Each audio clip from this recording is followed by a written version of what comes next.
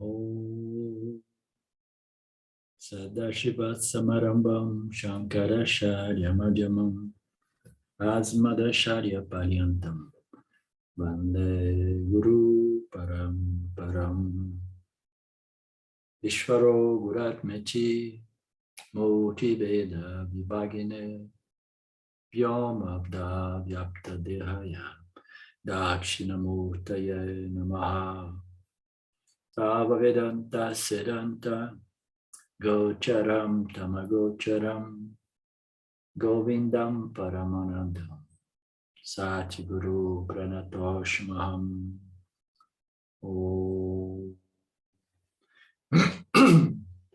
Om Shanti Shanti Shanti Om Namaste.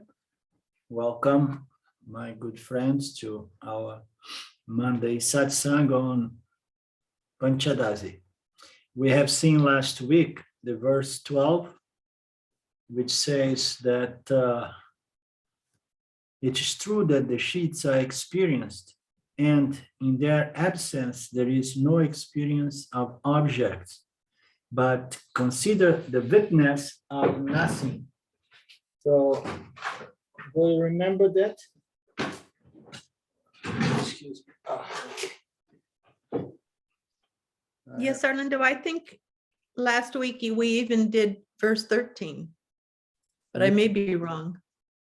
Not last week we completed this thing and we entered in the, yeah, I know. And just a little recap, just so that we're all on the same page. We saw about the sheets are experienced, but there is something by which the sheets and the world experience through the sheets function or core. So consider the witness of the objects, and in the absence of the sheets and the absence of the respective objects of those sheets, consider the conscious witness principle, which is witnessing nothingness. So we are very much aware of that. Well, in fact, we know everything, don't we? We know everything. Well, I mean, why we're doing here? What are we doing here if we know everything? If you say, I am this or that, and so on. So Vedanta is only the negation of the attributes, what was the last sentence we have seen last week. Self as the nature of experience. And there we begin today, page 104. Rightly? So far we have seen, one, that the self is different from the kosas, from the sheets. And two, that the self exists within the kosha cave. So this cave notion, you remember Ramana Maharaj, he used to say that the self is in the cave of the heart. You remember that? So people want to know, okay, I want to meet the self and I want to know where it is. He'll say, oh, it is in the cave of your heart. And then he say, okay, but where is the cave of the heart? And they say, it's just here on the right side of your chest. Because people, they need to have a location for the self, and probably they would not understand that the self is all pervasive, that is not located in space, neither in time. So here he used to say the cave of the heart, and here it says that the self exists within the cave of the koshas, in the kosha cave. Cave. So what is the point here? That the self is different from all experience and the medium by which we experience. Okay, the medium is the agent. So the self is something other, is different from the medium of experience and the experience. So the medium of experience is the Jiva Atma and the Jiva. And the Jiva is being divided here in 5 different aspects of experience or dimensions of experience, from the physical to the subconscious states of samadhi. So we are saying that the self is something other than the agent or the medium and the dimensions of experience, okay, gained through this body-mind complex, which is the medium. So it's saying that it's something other, but then it comes back and says, number 2, it is, although it's something other, it exists within the 5 kosas by which we experience the world. So the Jiva is identified with his 5 dimensions of experience. He defines itself through its experience and defines itself through its body-mind complex, and with all these different aspects of experience. So the self he is looking for is not something out there, but it's something within the body-mind complex and these different levels, within these different levels of experience. So experience is something very, very interesting, because experience, for an experience to take place, we need an object of experience, as we know, but we need an experiencer. The experiencer is the agent, is the Jiva, and the Jiva is going to experience through the kosha number 1, kosha number 2, and so on, different levels. On the physical, it's going to experience through its emotions and thoughts. Energetically, it's going to experience as well, experience what itself and its different functions, physiological functions. This is all experience for the Jiva. So the self that we are searching for is within all those levels of experience. It exists within the kosha's cave. So it's the most essential or fundamental nature of each one of those koshas, which are the body-mind complex divided into 5 levels. You understand, Claudio? So the self is there. It's pervading, is this essence, the substratum of these 5 koshas. And the Jiva, experiencing on different levels, is looking for the self. But here we have the term that the self is different from the experience gained through the body-mind complex. Means to say there is no experience that's going to lead you to the self. It's something other than any and all experience gained through the 5 koshas, okay? But yet it's existing through the 5 koshas, as the essence, the cave. So this is the headline here.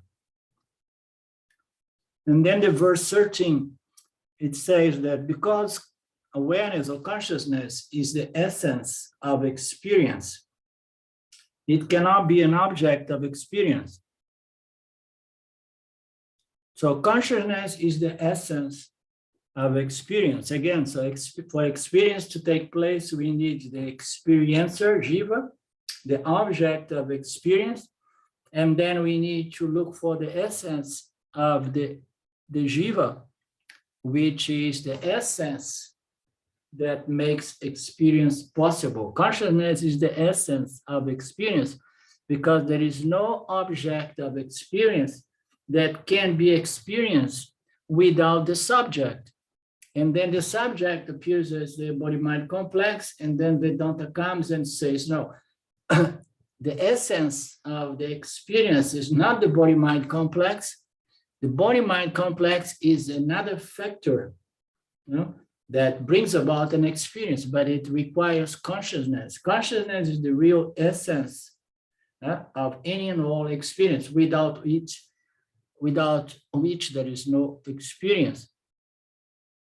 Therefore, this awareness, consciousness, cannot be an object of experience because it is the essence, which is the very nature, Svarupam It's the very nature, the essence. It cannot be an experience. Why? Because it's the very essence of experience. It's all experience, it requires something to begin with, and that is consciousness and existence, which is the other side of consciousness, the other name of consciousness. Since there is no experiencer, nor any experience other than consciousness, the self is unknowable.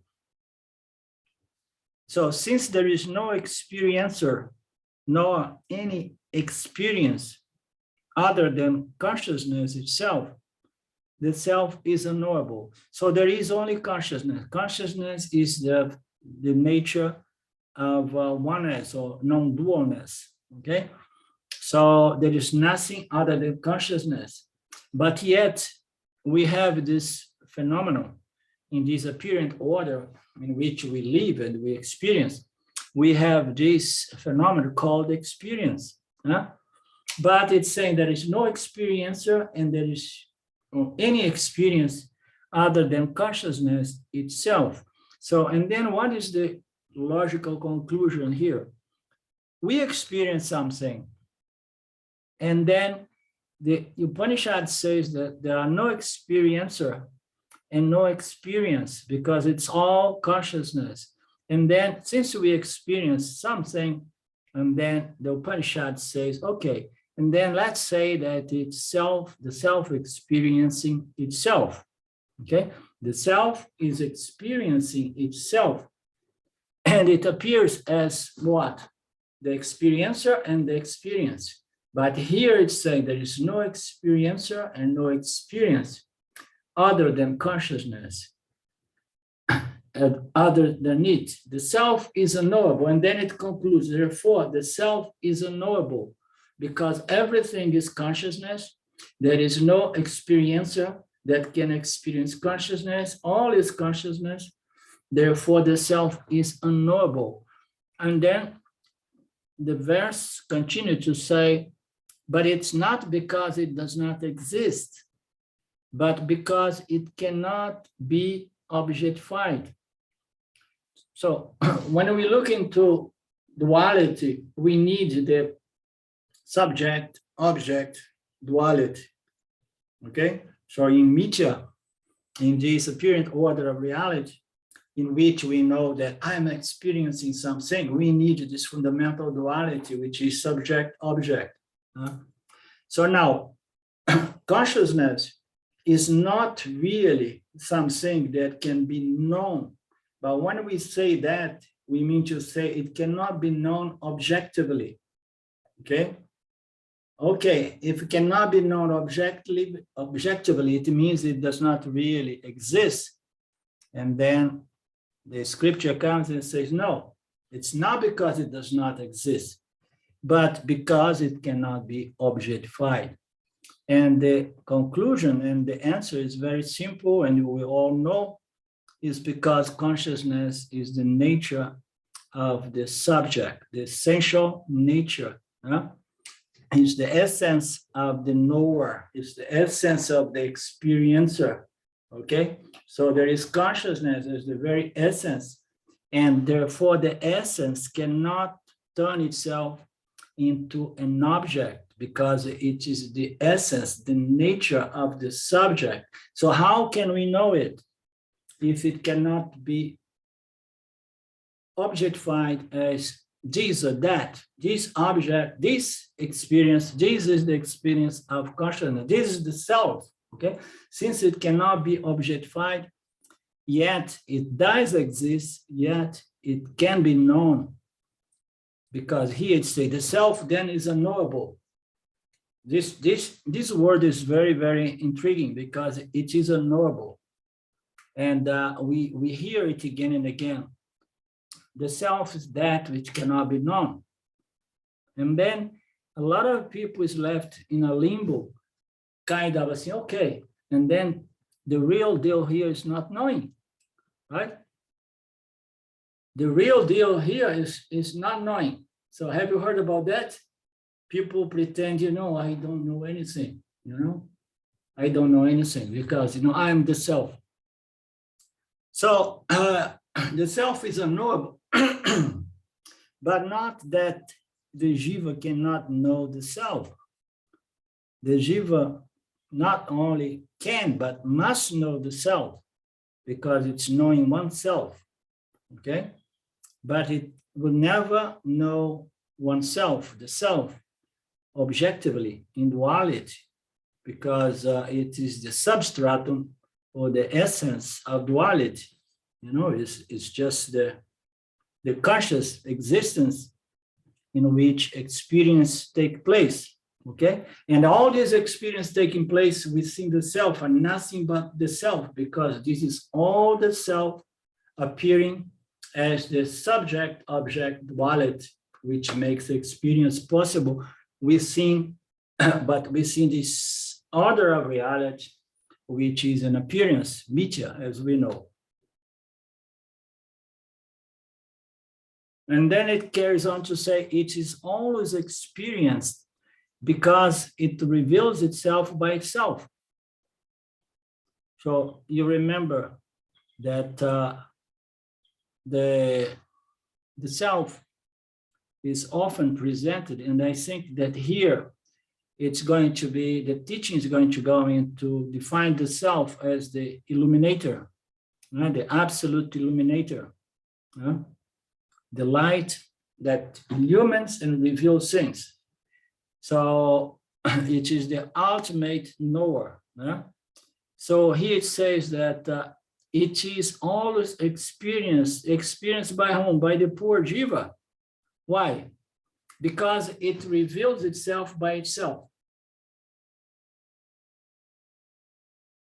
So is there a place where the self is not present, as the very existence of the place or event or situation? Is there something that exists which not within the scope of consciousness, which is not illumined and revealed and known by consciousness? Is there something, some place, some circumstance, a situation that escapes consciousness? So everything is experienced within consciousness, by consciousness, in consciousness. It is always experienced because it reveals itself by itself. So what this thing about revealing brings about the analogy of the light. So the light is self-luminous. So now you just imagine you pull a torchlight and then you turn it on, it's strong, the batteries are strong, and then it makes a lot of light. So what else we need to see that light? You understand? So we don't need a second source of light, because light is light. Light, what is the nature of light? It's revealing, illumining. The nature of light is to illumine and reveal. So now, why a light would require a different source of light if it is very nature is illumining and revealing? So that's the meaning of the self being self-luminous and self-revealing. It reveals itself by itself. This consciousness is the light of the light. So our sun produces fire, fire is produce light, as we know. This is one of the natures of fire, and then we have sunlight, and then this light is going to reveal everything whenever it is present during our daytime. So now there is a light of this light. What is this light of this light? And the light that reveals the presence of sunlight. What light is this? It's knowledge, it's consciousness. Within consciousness, all these phenomena appear and disappear. So it's the light of the light. And this light of the light is self-revealing. It's really self-revealing. The sun is just a small analogy, pale analogy of this luminous self, which is our very nature.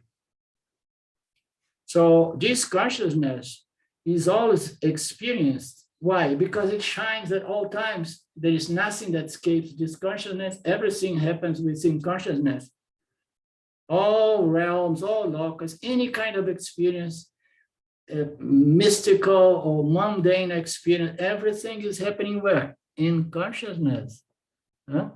Because nothing escapes consciousness. Can something escape existence? No. Everything happens within existence. Within Brahman, conscious existence. There's nothing that can escape the light of consciousness and the existence of consciousness. Therefore, in the very end, the last sentence, the self does not require an experience to reveal, to be revealed, or to reveal it, or to reveal itself.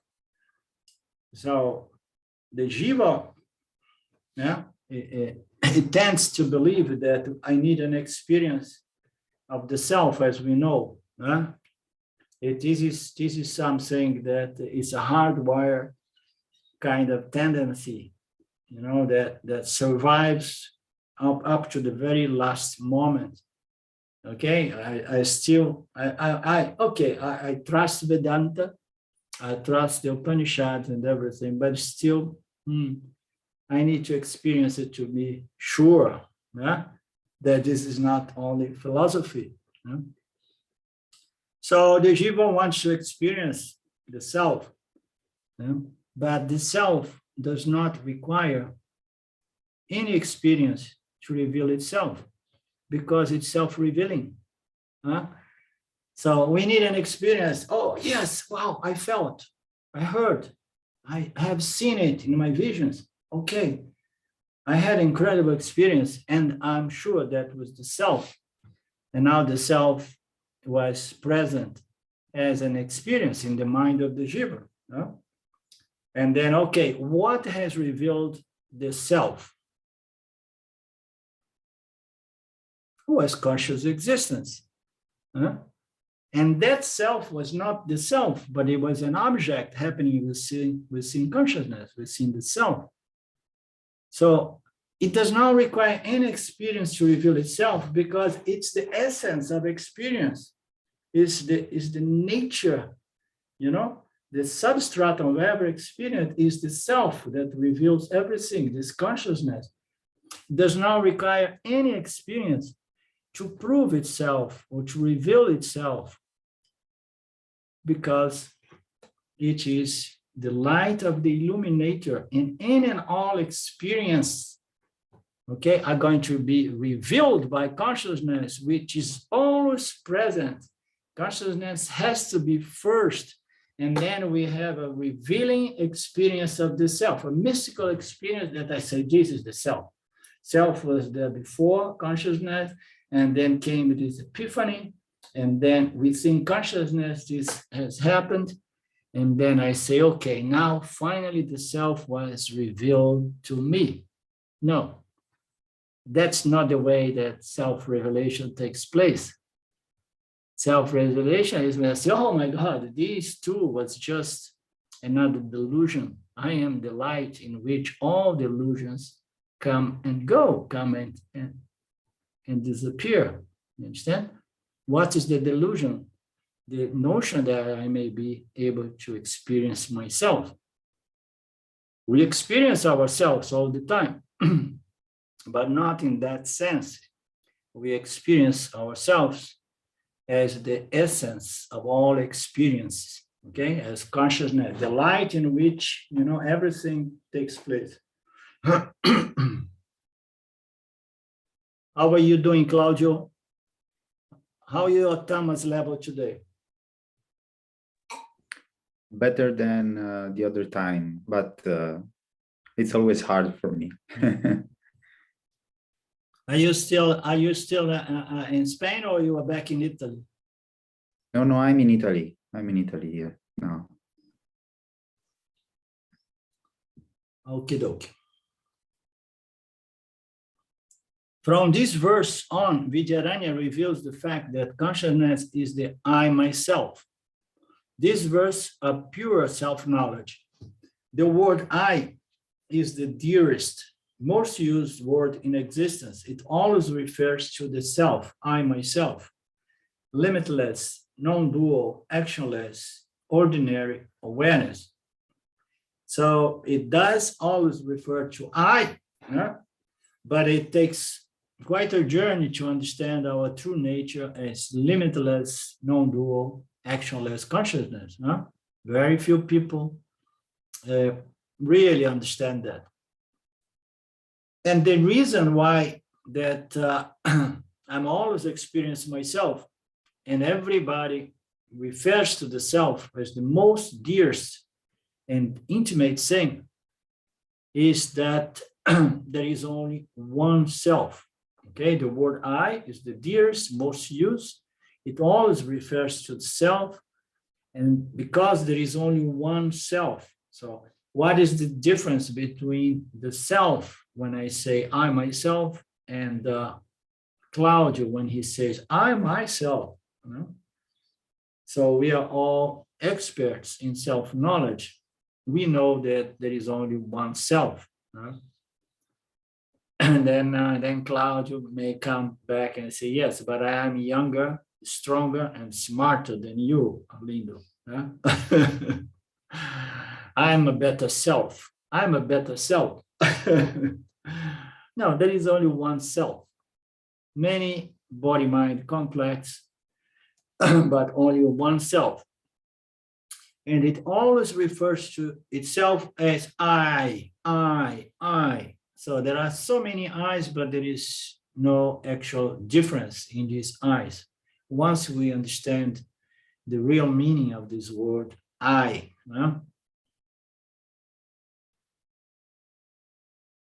The other creatures, the other insects or birds or any other animal, they never have this conscious thought saying I. Have you ever seen a chicken or a snake or ant going around say I?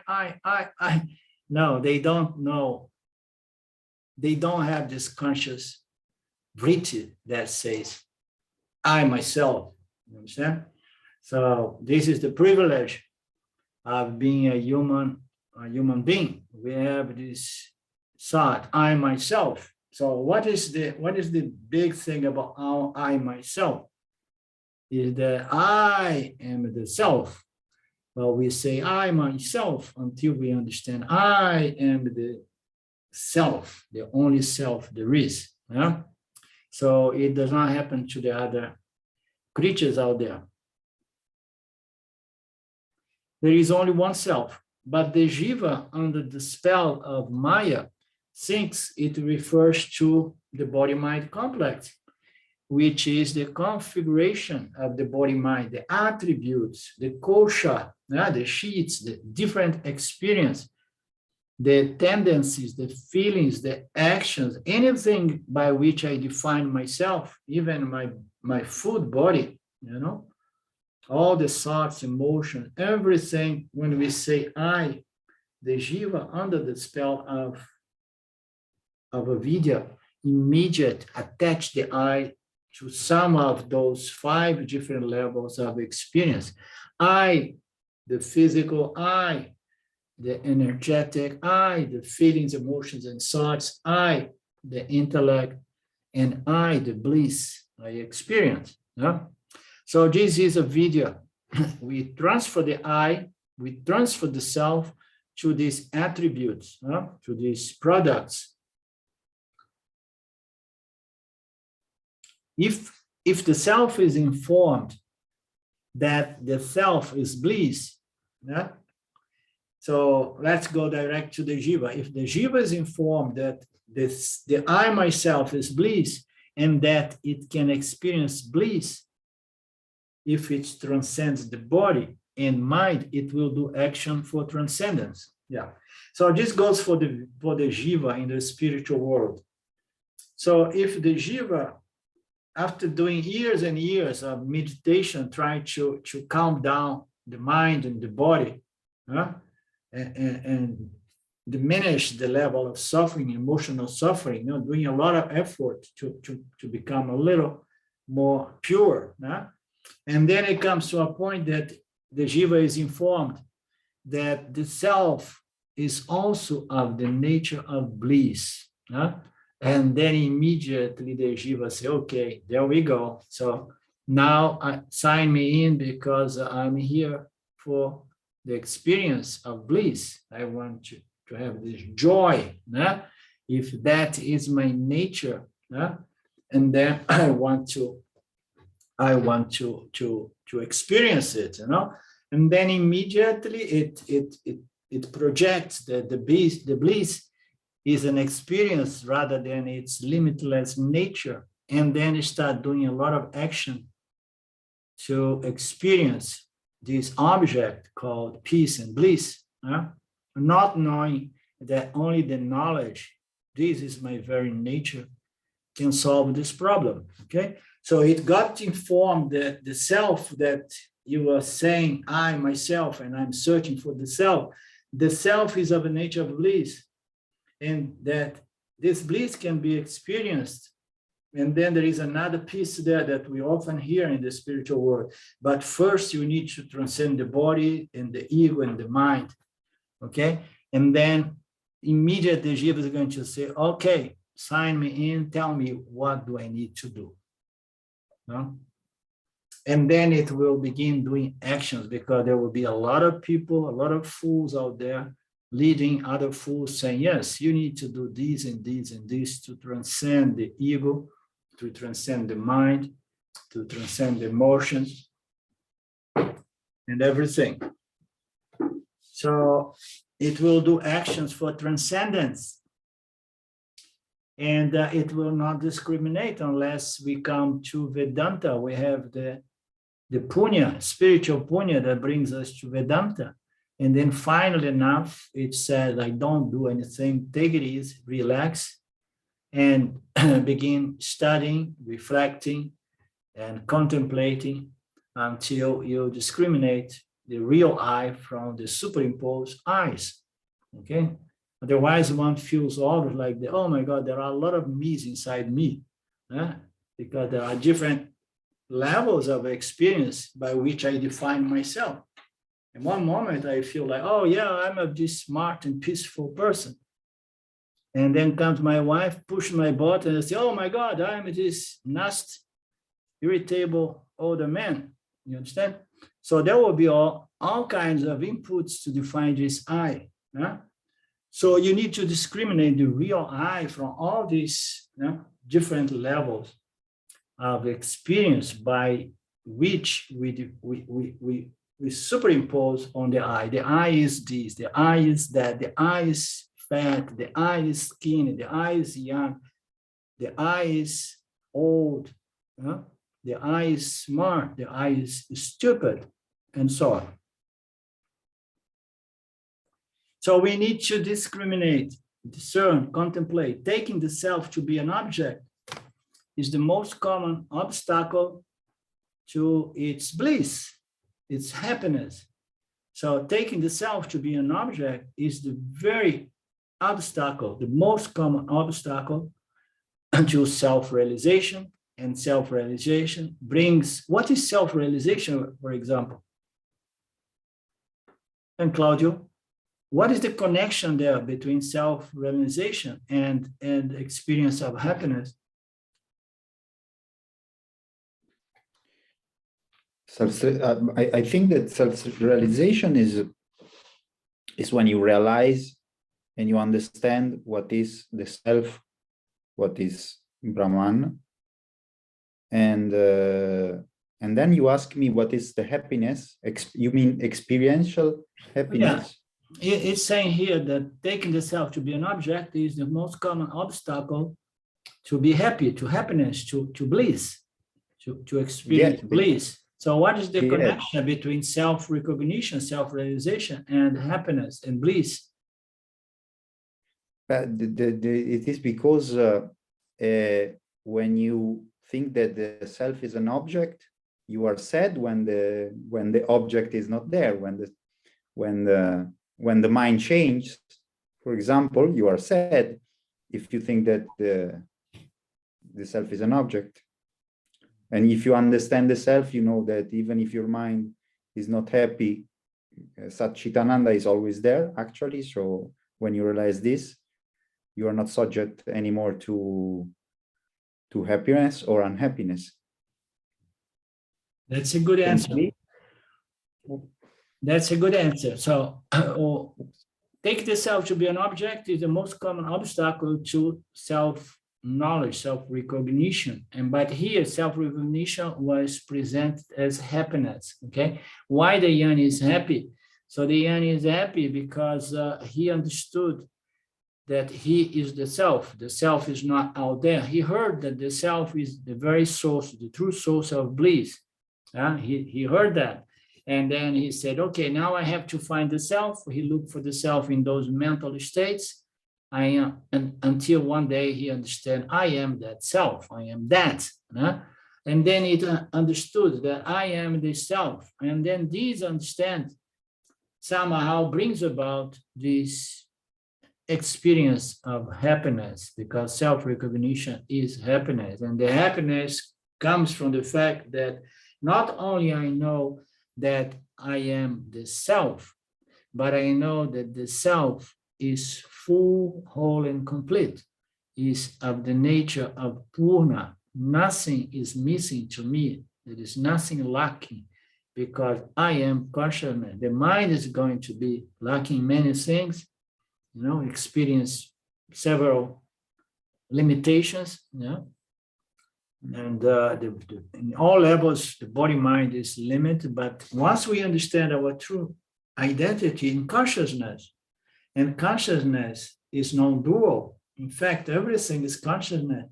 Consciousness is the substrate of all universe, and in the absence of the universe, consciousness there illuminating itself. Once we understand this, and then happiness comes. And why happiness comes? Because we stop chasing objects of experience. The connection between self-realization and happiness and Ananda is when I properly understand my nature as Purna. I feel peacefully satisfied and I stop chasing objects of experience. The chasing is what brings discomfort. We make effort to gain, but we make a lot of effort to avoid as well. And by doing that, we somehow compromise this very fragrance of peace and satisfaction, which is our very nature. But avidya is making the mind, which is the reflector, producing mental disturbance and the discomfort rather than producing a fragrance of our true nature as Purna. Okay? Yeah. I think it's also, I always, for my understanding, it's also because I understand that I am attributeless, like we are studying now. No? The Vedanta is realizing that you don't have really these attributes that you think you have, and identify that yourself is old, young, or everything. So I'm not this, not that. So I'm the self. So this brings you then you need, how you say that you don't need anymore to chase objects little by little. So the Ananda comes also from this. No, you are attributeless. I always think about that. Yeah. Yeah, I understand you say that if I know that I'm free from attributes, I'm not going to work to change myself, because you can change or improve the attributes of things, the qualities. So, but once you know that you don't have any qualities and attributes, this is a great relaxation. Oh my God, I don't need to work on me anymore. You understand? Yeah. So this is also good good angle, you know, to understand, okay, so I don't have any attributes. There's nothing to get better here. I am just limitless consciousness, and the body mind, Complete. yeah, the body mind has attributes, but I like good attributes. I prefer good attributes, no? But no problem. And the main thing is to shift my identity from the body mind and its attributes to the attributeless consciousness, which we are, that we are, right? Yeah.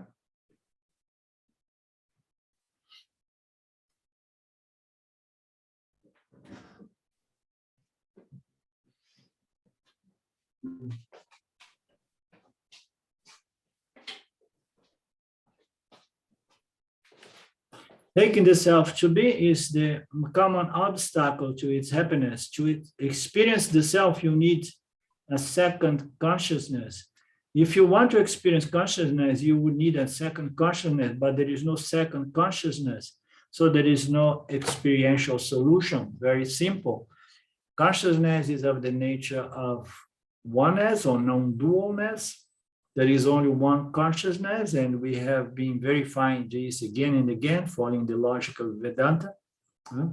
If I believe that I can experience the self, as I often say, and then consciousness, I can split myself into two. In fact, it happens. Maya does a split and brings the consciousness to become the jiva and the objects experienced by the jiva. And then the jiva believes that, oh, same way I'm going to experience the self. But when you want to experience your substratum, your fundamental nature, you are not going to experience in that order called mithya, subject, object, duality. So there is only one consciousness, and consciousness is not going to be known, you know, in the light of a second consciousness, because we have established that it's of the nature of one without a second, is one consciousness. Therefore, there is no experiential solution, period. No? Any doubt? Are we still hoping that we can experience it?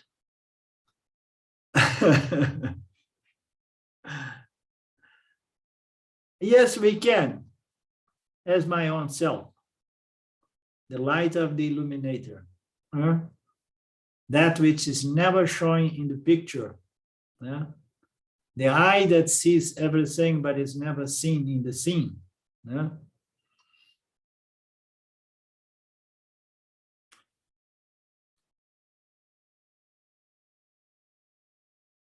Or, even though awareness is experienced all the time, the kosas are experienced along with it. So to know the self, the kosas must be excluded or must be discriminated, okay, or rejected intellectually, okay? So how are we going to experience the self? So I cannot experience the self without experience the world through the 5 sheets, okay? So I'm experiencing the world, and then I'm experiencing the self, okay? I experience the world through these 3 states, you know, the awake and the sleep and the and dream state, and then I'm experiencing the self, but I'm experiencing those 3 bodies as well, you know, in these 3 worlds, these 3 dimensions of experience, or the 5 dimensions of the 5 kosas. So I'm experiencing awareness and all the time, but the kosas are being experienced along with it. So that's the confusion. The self is there, illumining, you know, every one of these dimensions of experience. But then what happens when we take a light and we chat a light in any object? We tend to miss the light and our attention goes to the object. You understand? So we're experiencing the world through these different levels, dimensions of experience, the kosas, yeah? And the self is there, and the kosas are there being illuminated by the self. So the kosas being a mean yeah, the world, the object, the way that I really can experience. And then consciousness is there shining the world, yeah, the shining world, shining the world. And then we look at the world and say, wow, what a world. It's so beautiful. It shines and it's so attractive that even discount or forget about the light that is revealing this world. Okay, the light is the deal, not the world. The world is just an advertisement or an excuse for consciousness to say, hey, here I am. You know, if before there was no world, you could not see me. Now I'm shining in the world, and then maybe there is some chance you can see me. So the world and the kosas are there along with consciousness, and then we need to discriminate and separate or exclude or reject, okay, the kosas, the experience, you know, and then we have the essence of the experience, which is what? The light of the illuminator, without which no experience is revealed.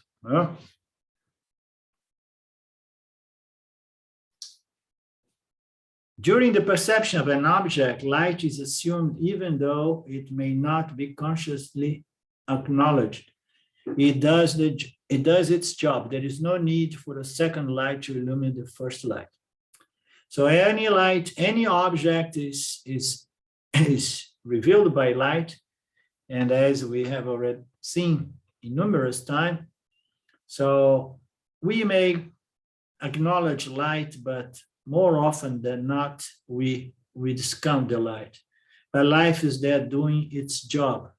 And once light is there, there is no need for any other light, meaning to say, you don't need a light to see a light. You don't need to have a consciousness to see consciousness, because consciousness is self-proving. It's self-revealing. You understand? It shows itself, it reveals itself. You don't need another consciousness because there is no such an option, okay?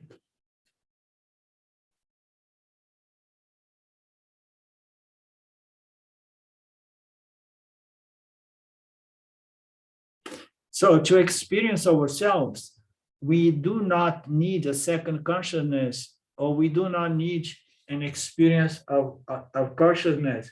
We need the capacity to separate the objects and the kosas, including my body-mind complex, this I thought that I think I am, from the consciousness in which all of these objects appear. Yeah? So consciousness is illuminating and revealing everything. And consciousness is the true I, the real self, the real consciousness. No? But then it needs the jiva, which is reflect consciousness, to become a knower of the world, a apparent knower of the world. Okay. So we need to separate the world, meaning to say we need to separate all objects, including myself, my I, the I attached to the objective world, because I can see this I. I can see the I once it is crossed, it has crossed the line of mithya. Once it is something with attributes, and they say, oh, this is an objective I. Why? Because I see it. What is this I? Oh, it's just a thought, I am. Okay. So if it is a thought, it has a certain feel to it. You understand? So it is, again, an object. Okay. So the I attached to anything crossing the light, the line of mithya, it's going to have certain attributes, even if it's the attribute of experiential bliss, where many people gets hooked up. No? We need to separate the I when it is attached to the object, including the object called me, that I think I am, I am, from the consciousness in which they appear. So what is this consciousness in which they appear? It's so simple. Well, all I need to do is separate I, the light in which everything appears to me. The light in which everything, the light, which is always ever present.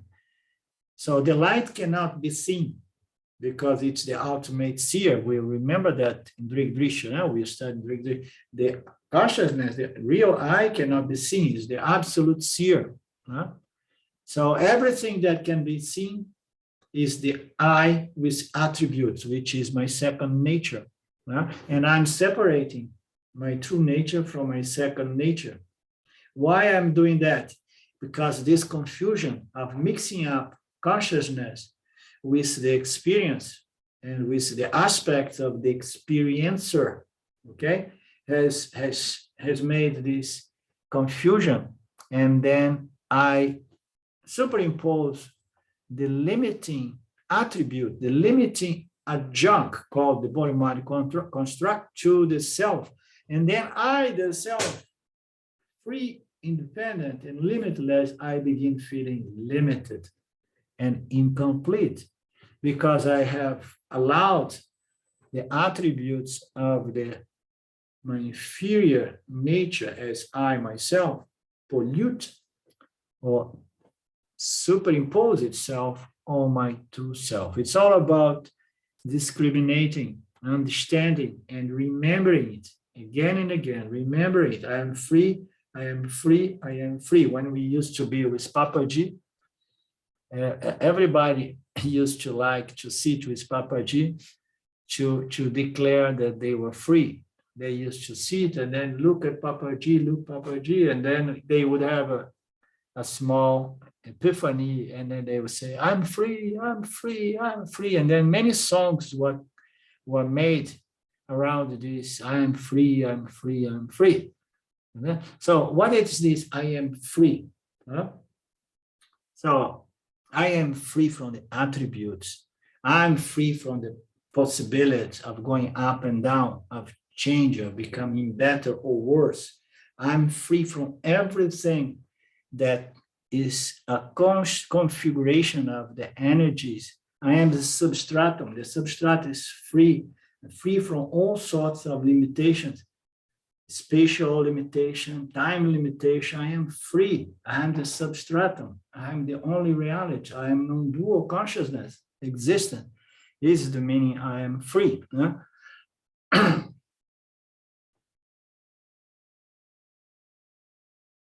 It's not the body.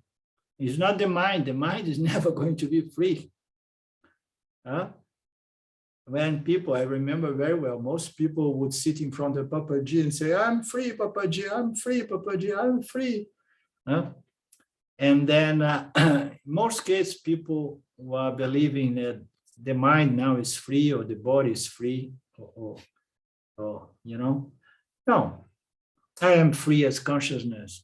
So I know my free nature. I know that I am that free nature, okay? The body-mind is the body-mind.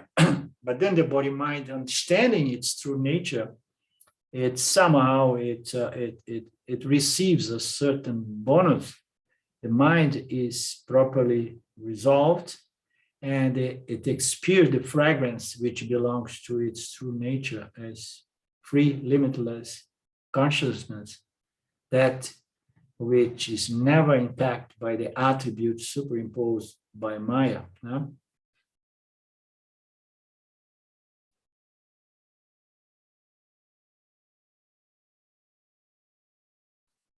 I am self-knowing. I am self-luminous. Self-knowing is very good as well. So I want to experience the self, not possible. I want to know the self, not possible, because the self is self-knowing. You understand? It knows itself by itself because it's the only source of cheat, which is knowledge. Of course, it is self-knowledge, self-knowing, it's self-luminous, and self-revealing. Does not need a second self. Hey, you are Mr. Self, my neighbor, come here and reveal myself for this Sangha here. You know, I mean, I'm having a hard time to reveal myself to a lot of people here. So I call my neighbor, the other self, and say, so shed some light here to see if the others I can be revealed. Yeah, some more light, illumine me. No, the self is the only source of illumination. Yeah? It's self-revealing. I don't need a mind to know who I am. This is a good one. I don't need a mind. What do we need then? We need consciousness. I don't need a mind. I need consciousness. Consciousness is self-knowing, self-revealing. The mind is there suffering from self-ignorance. Once self-ignorance is removed, the mind is no longer living in this misunderstanding that the mind is the self. The mind becomes the self in the sense that now I know that I am the self, okay? So I don't need the mind, I need consciousness, I need the self, and the self in due time reveals itself, and then the mind, the ego, understands that the ego is consciousness itself. So I need consciousness to know who I am. And of course, the mind, the ego needs to be purified as well. This is the other side, okay? So we need a proper instrument on which this self-knowledge take place, okay? But fundamentally, once you know, the bottom line here, once you know, you don't need a mind anymore. You understand? Once you know that the ego is the self, and then you don't need to go through the mental process to discriminate, because once you know, I don't need a mind to know that to know who I am, that I am consciousness and I'm of the nature of limitlessness. I don't know it because now I know. I don't need it because now I know. I needed it only when I was suffering from ignorance, avidya. And then I need a mind, and I need a purified mind, a refined mind. And then I know. Once I know, I say, no, I don't need a mind. You understand? Because knowledge is that which is self-knowing, self-revealing, always present, always good, never self-knowledge, never subject to forgetfulness. I am present in every experience. Once you know, you know that you are there in every experience. As what? As the light in which the experience takes place.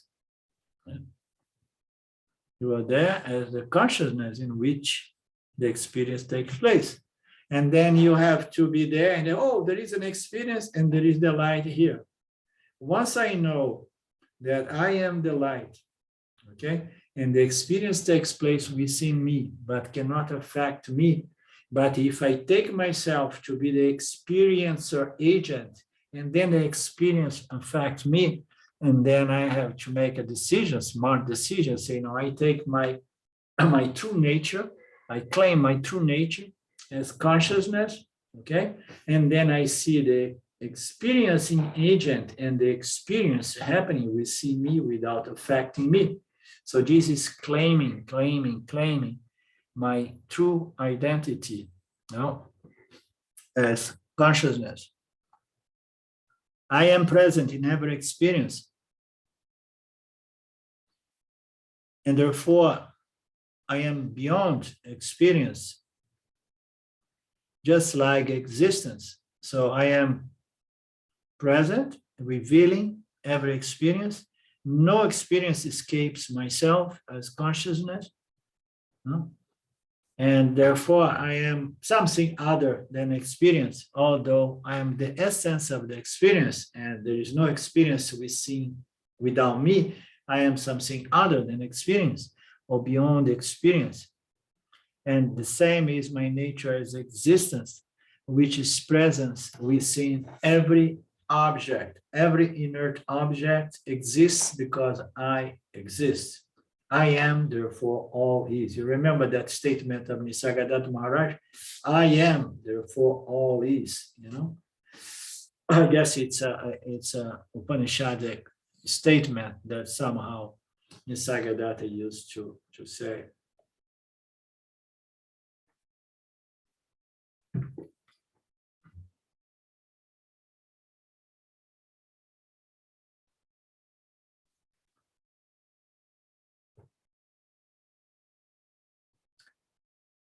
I am beyond experience, which is present with every object, my existence, but also free of the object. Again, my conscious existence is there in every object, but not bound by any object.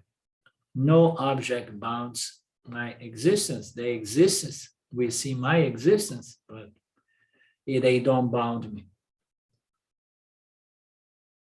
And I'm not present only in a special mystical experience like samadhi, satori, or nirvana. I am the essence of each discrete, ordinary experience shaped by Maya out of experience itself. So experience here means to say out of consciousness, consciousness in association with the objective world that has an experience, and then out of this how you say, this fundamental, this basic experience, we have this discrete experience taking place, unique experience for each one of us, but everything is happening within consciousness, as taking its status as an experience every time it contacts an object through the kosas, through the jiva-atma. Yeah? It contacts, and then consciousness is experiencing itself, or its relational status as experience. Yeah? We're going to see it in the Panchadasi, in this a little bit in front here. I am the essence of all experience, discrete and mystical. All experiences shaped by Maya. Of course, Maya has to project the creature and the creation, the jiva and jagata, and then experience are going to take place, and then the jivas are going to claim my experience. Oh no, this is my experience, and these are only experience taking place, and every experience is just consciousness experience itself through the power of Maya. Those practicing who am I method see the experiencing entity with which they are identified as an incomplete subject, and believe that if they keep asking who am I, the self will eventually reveal itself in the form of some sort of mystical experience. This is so true. I remember I did that for many years, and the hope was that I was going to have a sort of experience of the self that would convince me, of something. Maybe it was going to convince me that the self was cool, the self was good, and worth chasing it, But everybody is doing that. Why? Because I'm a miserable jiva, I'm small, and I'm suffering, and I failed in the world, I run away from the world, and I want the real ananda, the real bliss. But I feel really incomplete. So therefore, I want to have, and then I keep asking. Who am I? Who am I? Waiting for this sort of experience. Ramji used to say, like, even if Ishwara or Bhagwan would come from the skies and say, you are limitless, ordinary, and free consciousness, and then what are you going to do with it? What are you going to do? Because any revelation is only as good as our interpretation. So if we don't have the complete teachings of Vedanta, and I have an epiphany, and God comes and says, you are free, whole, and complete, and limitless, and I say, what? what does that mean?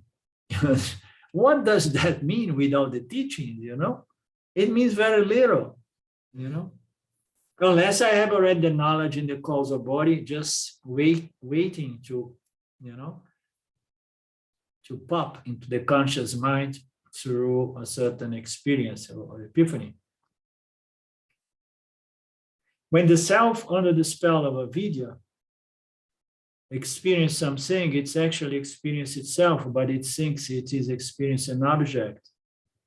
In fact, there are no discrete experience, only the appearance of them. So all these experience, they just belong to this apparent order of reality in which consciousness, which is the essence of all names and forms, experience itself as names and forms, you know?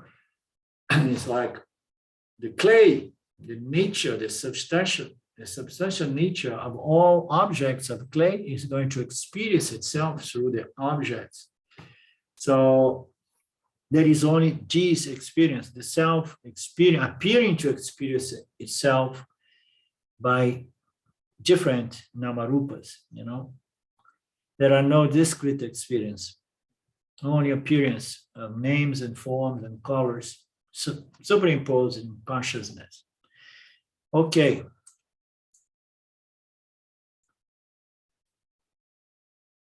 Anything else?